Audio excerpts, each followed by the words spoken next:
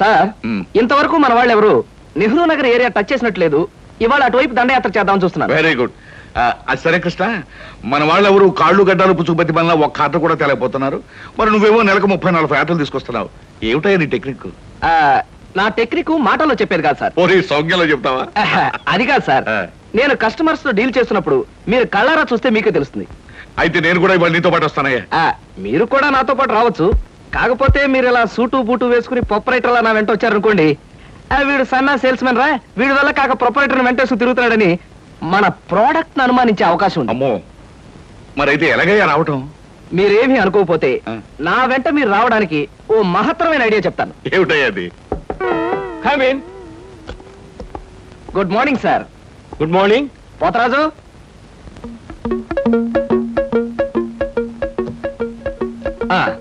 మీరు కొత్తగా పెట్టిన ఈ సూపర్ మార్కెట్ చూస్తుంటే నా మతి పోతుంది సార్.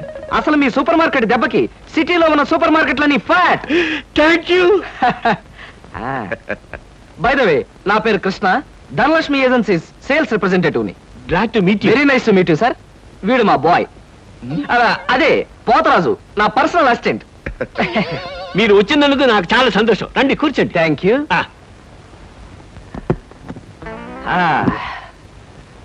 పోతరాజు, బాయ్స్ కూర్చోకూడదు కదా. అలాగే నిలబడతానులేండి. సార్, మా ప్రోడక్ట్స్ అన్ని కొంచెం మంచినీళ్ళు ఇప్పిస్తారా? బాయ్ బయటికి వెళ్ళాడు. ఒరేయ్, నన్ను ఒరే అంటావా? పోతరాజు, బాయ్స్ ని అరే ఒరే అనక అయ్యా ఏమండి అనరు కదా. అవునవును, నేను బాయ్ని కదా.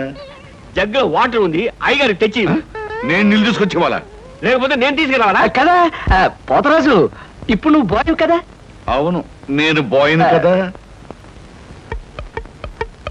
మీ బాయ్ ఏమిటి జోకర్ లాగా ఉన్నాడు? కొత్తగా చేరాడు, మొద్దు స్వరూపం, మీరేమనుకోకండి.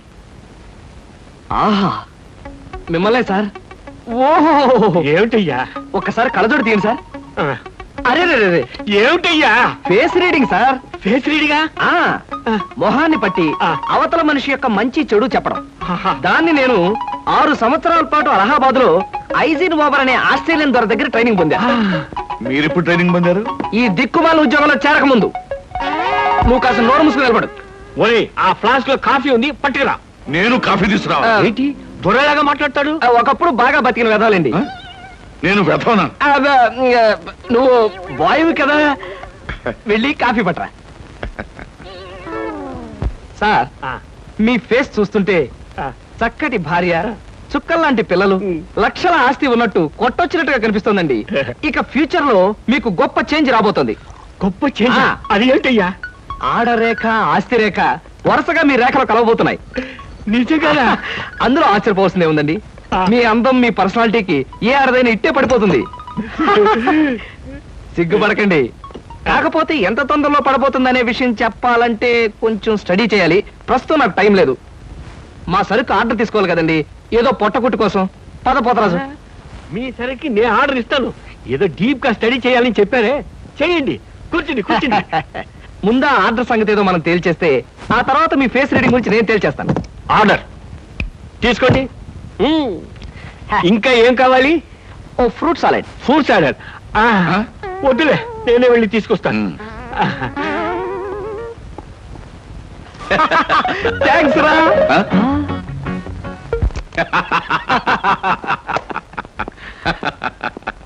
నిజంగా నీకు గొప్ప టాలెంట్ ఉందయ్యా. 6 నెలల్లో ఆడది ఆస్తి కలిసి వస్తుందని 60,000 రూపాయలు సరుకు వాడికి కట్టావు. అవును, అసలు నీకు ఫేస్ రీడింగ్ ఏమైనా తెలుసా? ఫేస్ రీడింగ్ లేదు, మీటర్ రీడింగ్ లేదు సార్. ఆ మాట ఎక్కడో చదివినట్టుగా గుర్తు. ఏ మనిషికైనా ఆస్తి అమ్మాయి అప్పనంగా కలిసి వస్తుందంటే సంబరంగానే ఉంటుందిగా. ఆ వీక్నెస్ పాయింట్ పట్టుకుని వాడిని చిత్త కొట్టేశా. నాతో ప్యూర్ వేషం వేయించితే వేయించావు కానీ మహత్తరమైన నీ టాలెంట్ కనిపెట్టే అవకాశం కలగజేసావయ్యా. సరే కూర్చో. పర్వాలేదు, పర్లేదు, కూర్చోవయ్యా. ఇంతకాలం నువ్వు నా దగ్గర పనిచేస్తున్నా మీ కుటుంబ వ్యవహారాలు ఏమి తెలుసుకోలేదు. అసలు మీ వాళ్ళు ఎవరైనా ఉన్నారా? ఏమిటి మీ కుటుంబ పరిస్థితి? సాధారణంగా మా కుటుంబ విషయాలు చెప్పి ఎదుటి వారికి తలనొప్పి తెప్పించడం నాకు ఇష్టం లేదు. పోనీ తలనొప్పి తెప్పించకుండా క్లుప్తంగా చెప్పబోయా. అంత అభిమానంగా అడుగుతున్నారు కాబట్టి చెప్తున్నాను.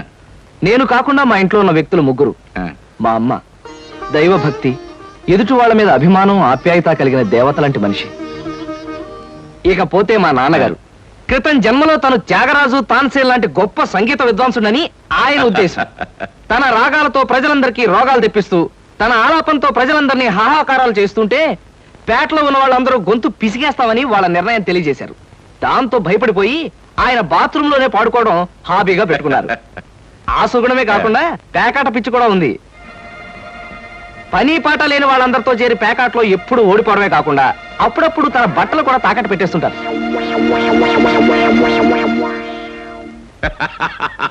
ఇక మిగిలింది మా తమ్ముడు సినిమా యాక్టర్ చిరంజీవి. ఏమిటి, సినిమా యాక్టర్ చిరంజీవి మీ తమ్ముడా? అబ్బే కాదు సార్, మా తమ్ముడు బాబ్జీ చిరంజీవి అభిమాని. అలా చెప్పు, లేకపోతే చిరంజీవి మీ తమ్ముడు ఏమిటి, నీకు ఉద్యోగం ఏంటి అనుకుంటున్నాను. అబ్బే కాదు సార్, ఇక యథాశక్తి వాడు చదువు సంధ్యలు మానేసి సినిమా థియేటర్ల దగ్గర కటౌట్లకు దండలు వేయడం, చిరంజీవి సినిమా రిలీజ్ అయితే పిచ్చిగా రెచ్చిపోయి థియేటర్ దగ్గర గోల చేయడం ప్రస్తుతం వాడి జీవిత జయంగా పెట్టుకున్నాడండి.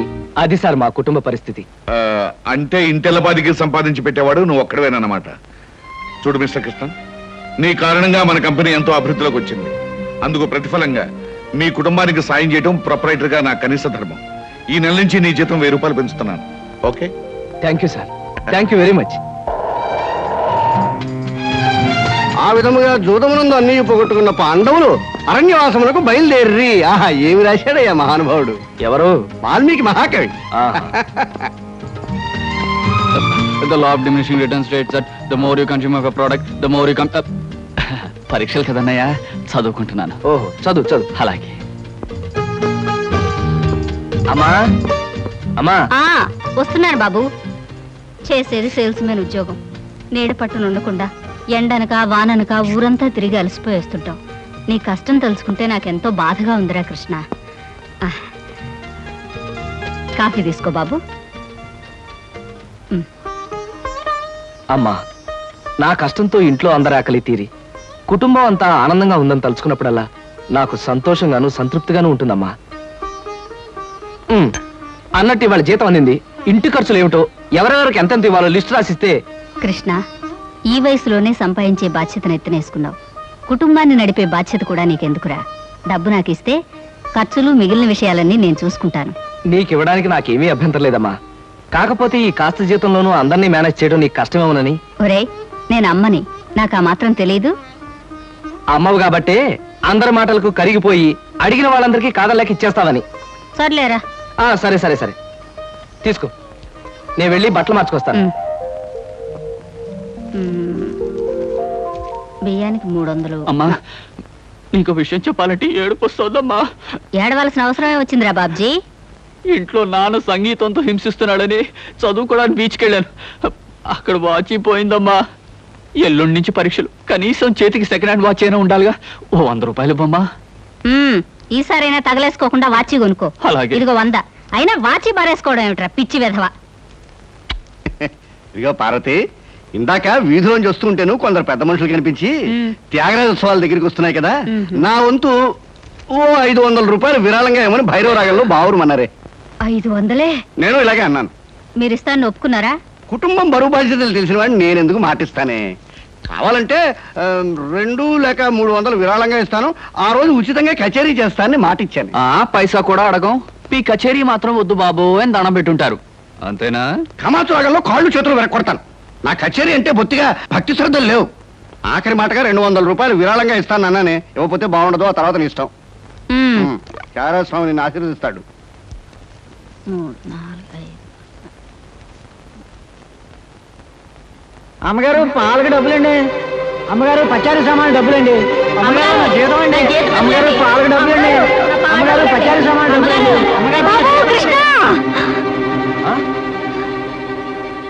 నా వల్ల కాదురా. అమ్మా, డబ్బు సంపాదించడం ఎంత కష్టమో ఖర్చు పెట్టడం కూడా అంతే కష్టం అమ్మా. ఖర్చు పెట్టే విషయంలో మనసుని మమతని కాస్త కట్టేసుకోవాలి. రే బాబ్జీ, బాబ్జీ, ఏంటనయ్యా? నీకు 100 రూపాయలు ఎందురా? వాచ్ బీచ్. వాచి బీచ్ కొట్టానంటే దవడ వాచి బీచ్ లో గోచితో పరిగెడతావు రాస్కెల్. ఇదేంట్రా? అరే, ఇది ఎక్కడ దొరికిందన్నయ్యా? చమల్లాల్ కొట్లో నువ్వు తాకట్టు పెట్టిన చోట దొరికిందిరా. 75 రూపాయలు ఇచ్చి విడిపించి తీసుకొచ్చాను. ఆ 100 రూపాయలు ఇట్టించి వాచ్ తీసుకో. చూడు, ఎక్కువ భయం నటించక. రేయ్, మొహం మీద కొట్టానంటే భూపాల రాగంలో భారీ ఎత్తున ఎడుస్తావు. సినిమా హాల్లో తెరల మీద పువ్వులు చల్లడానికి చిల్లర చల్లడానికి వాచీలు తాకట్టు పెట్టుకుంటారా? అడ్డగాడిదా అని. వాడు అడ్డగాడిదైతే మరి నీ సంగతి విన్నానా? నా సంగతి వేర్రా. ఏమిటి త్యాగరాజోత్సవాలు జరిగి నెల కూడా కాలేదు, మళ్ళీ త్యాగరాజోత్సవాలు ఎక్కడి నుంచి వచ్చానన్నా? అవి త్యాగరాజోత్సవాలు కాదురా, సంగీతం నీకు తెలీదు. అవి రాగరాజోత్సవాలు. మాయ రాగరాజోత్సవాలు. సరే, పేకాట ఆడడానికి ఇంట్లో అబద్ధం చెప్పి డబ్బు తీసుకోవడానికి సిగ్గుపడాలన్నా. అరే నువ్వు చెప్పుడు మాటలను చెడిపోతున్నావురా. నేను ప్యాకెట్ ఆడుతున్నాను ఎవరు చెప్పారా నీకు? ఎవరు చెప్పారా? ఎవరు చెప్పారు? చెప్తా, చెప్పు. పిచ్చివాడు. ఆ మూట ఏమిట్రా? ఈ మహానుభావుడు పేకాట్లో ఓడిపోయి బట్టలన్నీ తాకట్టు పెడితే విడిపించి తీసుకొచ్చాను. అవ్వా, ఓహో, అందుక ఇందాక పేపర్ అడ్డం పెట్టుకుని గదిలో పరిగెడుతున్నారు. ఏమండి? మొగుడు ఏమైనా అంటే కళ్ళు పోతాయే. ఇక నేను చెప్పాల్సింది ఏమీ లేదురా. ఇదిగో 200 రూపాయలు. 100 రూపాయలు ఇవ్వరా. పితృభక్తి లేదు. చూసావమ్మా, ఖర్చు పెట్టడంలో నీకు నాకు ఉన్న తేడా. నువ్వెంతో కష్టపడి తెచ్చి డబ్బు వెళ్ళిలా తగలేస్తారని నేను ఎలా అనుకుంటానురా?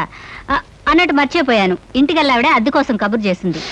ఓహో, అదో సమస్య ఉంది కదూ, నేను వెళ్ళి తెలుసుకొస్తా. ఏమండి, టిఫిన్ రెడీ చేశాను, రండి తిందురు గాని. తినడం పడుకోవడం తప్ప ఏమీ చేత కాదు. రావయ్యారా, అద్దె డబ్బులు తీసుకొచ్చావా? ఆ పని మీద వచ్చానండి, కానీ టిఫిన్లు పెడుతూ ప్రొఫైల్లో నుంచున్న మిమ్మల్ని చూస్తుంటే అదేదో సినిమాలో రేఖలా అనిపించి అక్కడే నిలబడిపోయానండి. కొంచెం ఇటు తిరుగుతారా? అరే రే, కొద్దిగా అటు తిరుగుతారా? అయ్యో, నువ్వు మరీ చెబుతావయ్యా. నేను రేఖలాగా ఉండడం ఏమిటి? ఆ అమ్మాయి నాకన్నా కొంచెం సన్నం అనుకుంటాను. సన్నం కాబట్టే మీ అంత అందంగా కనిపించదండి. చూసారా, మీరు అలా నవ్వుతూ ఉంటే మీ బొగ్గ మీద సొట్టలు బాబీ సినిమాలో డింపుల్ కపాడేలాగా అనిపిస్తున్నారండి. ఆ పిల్ల నాకన్నా 1-2 సంవత్సరాలు చిన్నదనుకుంటాను. చిన్నది కాబట్టే మీ అంత మెచ్యూరిటీ ఆవిడలో లేదు. పొరపాటున మీరు పెళ్లి చేసుకున్న హౌస్ వైఫ్ గా సెటిల్ అయ్యారు గానీ మీరు గనక సినిమాలో చేరినట్లయితే ఆ శ్రీదేవి జయప్రద మీ ముందు ఎందుకు పనికొస్తారండి? అదేమిటయ్యా నుంచోనే మాట్లాడతావు? కూర్చో, టిఫిన్ తిందు గాని. దాందే ఉందండి, అస్సలు మీ ఫిగరు కలరు కాలేజ్ అమ్మాయిలు కూడా ఉండదండి. నువ్వు మరీ పొగిడేస్తున్నావు బాబు. ఇంకో దోశ వేసుకో. టిఫిన్ గా నన్ను పిలిచి దోసేసుకొని అతను పెడతానేంటి? అబ్బా, నీకెప్పుడు తిండి పిచ్చే. ఇంటికి వచ్చిన గెస్ట్ కు పెట్టాలి కదా. గెస్ట్ కి పెట్టి నాకు అభ్యంతరం లేదు, కానీ నాకు కూడా తగలే. తినండి. బాబు, నీకు హార్లిక్స్ కావాలా, బోన్విటా కావాలా? ఉల్లాసానికి ఆనందానికి వాడండి హార్లిక్స్. అయితే అదే తీసుకొస్తాను. ఏమండి, 1 మినిట్. వెనక నుంచి మీ మూమెంట్స్ చూస్తూ ఉంటే ఆ మూమెంట్ ఎలా ఉంటుందో ముందు నాకు చెప్పు, నేను తర్వాత దానికి చెప్తాను. అదేమిటండి అలా విసుక్కుంటారు? ఆ అబ్బాయి ఏదో సరదాగా మాట్లాడుతుంటే. ఏమండి, ఆయన ఇప్పుడే ఇలా విసుకుంటున్నారు, ఇక నేను అద్దె డబ్బులు ఇవ్వలేనన్నా అనుకోండి, ఇంకెంత విసుకుంటారో. ఆయన విసుకోకుండా నేను చూసుకుంటానుగా. అది మీరు ఊరుకోండి. చూడు బాబు, అద్దె ఈ నెలలో ఇవ్వలేకపోయినా వచ్చే నెలలో ఇద్దు గాని. థ్యాంక్స్ అండి. టిఫిన్ తిను. ఏమయ్యా, నా తిండి తింటూ నాతో అబద్ధం చెప్పకూడదు. నిజం చెప్పు, మా ఆవిడ శ్రీదేవిలాగా జయప్రదలా ఉందే? మీరు అడిగారు కాబట్టి నిజం చెప్తున్నా అండి. మీరు మాత్రం ఈ పక్క నుంచి చూస్తే శత్రుఘ్న సిన్హా ఉన్నారు. హైట్ విషయంలో కొంచెం తగ్గారు కాబట్టి రిషి కపూర్ గారి, పెరుగున్నట్టయితే అమితాబ్ బచ్చనే. అసలు మీ పర్సనాలిటీకి ఈవిడ్ని ఎలా పెళ్లి చేసుకున్నారండి? ఏమిటోనయ్యా, నా తలరాత నా కర్మ. నిజానికి అదృష్టం బాగుంటే ఈ రేఖలో శ్రీదేవిలో చేసుకోవాల్సిన వాడే కదా. ఫ్యూచర్ లో చేసుకోవచ్చేమో. Anyway, best of luck. ఈ దశ కూడా వేసుకో. ఏం మొహాట పడకు, పళ్ళు కూడా ఉన్నాయి. అలాగే. ఏరా, మళ్ళీ అబద్ధాలు చెప్పి ఆ దంపతులిద్దరిని మోసం చేసి అద్దె బకాయి వేశావు ఏ? అమ్మా, జీవితంలో బ్రతకాలంటే మాటలైనా ఉండాలి, నోట్లైనా ఉండాలి. అసలు నీకు ఇంకో విషయం చెప్పనా? బారసాల నాడు నాకు రామకృష్ణ అని పేరు పెట్టి రామాని పిలవడం మానేసి కృష్ణాని ఎందుకు పిలుస్తున్నావే? అందుకేనేమో అబద్ధాలు చెప్పడం జీవితానికి తప్పనిసరి అయిపోయింది. ఉద్యోగంలోనూ అబద్ధాలు చెప్తున్నాను, ఇల్లు గడవడానికి అబద్ధాలు చెప్తున్నాను. కానీ ఈ అబద్ధాలు చెప్తున్నందుకు నేనేం బాధపడటం లేదమ్మా. ఎందుకంటే నేను అబద్ధాలు చెప్తుంది నా కోసం కాదు, నా కన్నవాళ్ళ కోసం, నాకున్న వాళ్ళ కోసం, అంతే. ఒరే రామకృష్ణ, కృష్ణుళ్ళా నువ్వు అల్లరి చేసి అబద్ధాలు చెప్పినా నీకు రాముళ్లాంటి మంచి మనసుంది. అది చాలరా మాకు.